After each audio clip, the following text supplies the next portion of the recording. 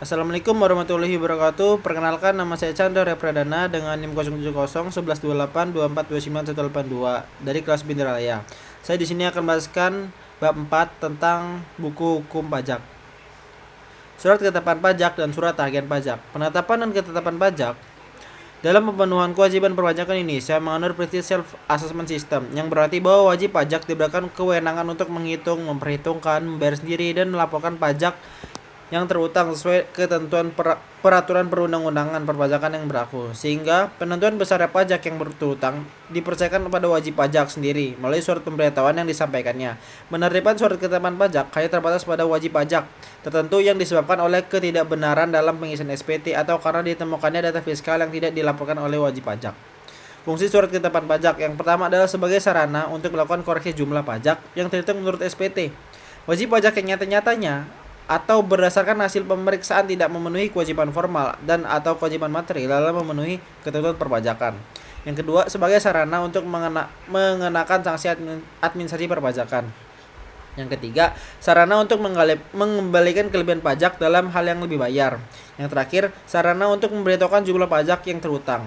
Adapun jenis-jenis surat ketetapan pajak. Jenis surat-surat ketetapan pajak atau SKP adalah sebagai berikut. Yang pertama ada surat ketetapan pajak kurang bayar atau SKPKB. Adalah surat ketetapan pajak yang menentukan besarnya jumlah pokok pajak, jumlah kredit pajak, jumlah kekurangan pembayaran pokok pajak besarnya, sanksi administrasi, dan jumlahnya masih harus dibayar. Yang kedua adalah surat ketetapan pajak kurang bayar tambahan atau SKPKBT. Adalah surat ketetapan pajak yang menentukan tambahan atas jumlah pajak yang telah ditetapkan sebelumnya. Yang ketiga, ada surat ketetapan pajak lebih bayar atau SKPLB. Adalah surat ketetapan pajak yang menentukan jumlah kelebihan pembayaran pajak karena jumlah kredit pajak lebih besar daripada pajak yang terutang atau tidak seharusnya terutang. Yang keempat, ada surat ketetapan pajak nihil atau SKPN. Adalah surat ketetapan pajak yang menentukan jumlah pokok pajak sama besarnya dengan jumlah kredit pajak atau pajak tidak terutang dan tidak ada kredit pajak. Surat tagihan pajak. Surat tagihan pajak atau STP itu diterbitkan setelah dilakukan penelitian dalam hal berikut. Yang pertama adalah pajak penghasilan dalam tahun berjalan tidak atau kurang dibayar. Yang kedua, dari hasil penelitian terhadap kekurangan pembayaran pajak sebagai akibat salah tulis dan atau salah hitung.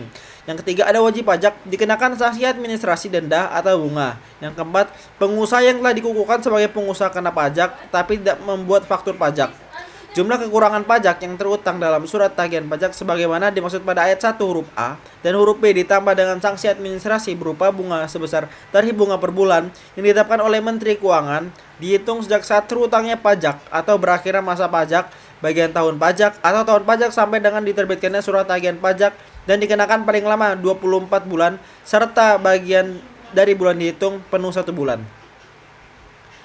Jangka waktu penyelesaian permohonan wajib pajak. Direktur Jenderal Pajak dalam jangka waktu paling lama 6 bulan sejak tanggal permohonan diterima harus memberikan keputusan. Apabila jangka waktu tersebut telah dilewat, Direktur Jenderal Pajak tidak memberikan keputusan, maka permohonan pembetulan yang diajukan tersebut dianggap diterima.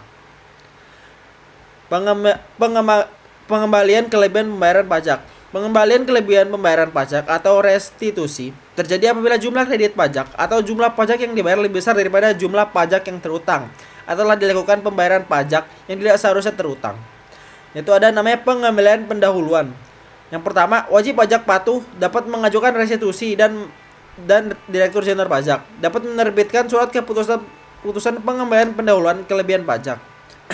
Yang kedua, ada surat keputusan pengembalian pendahuluan kelebihan pajak. Adalah surat keputusan yang menentukan jumlah pengembalian pendahuluan kelebihan pajak untuk wajib pajak tertentu.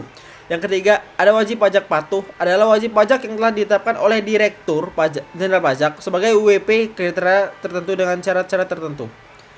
Mungkin sekian yang saya bisa sampaikan. Saya akhiri. Wassalamualaikum warahmatullahi wabarakatuh.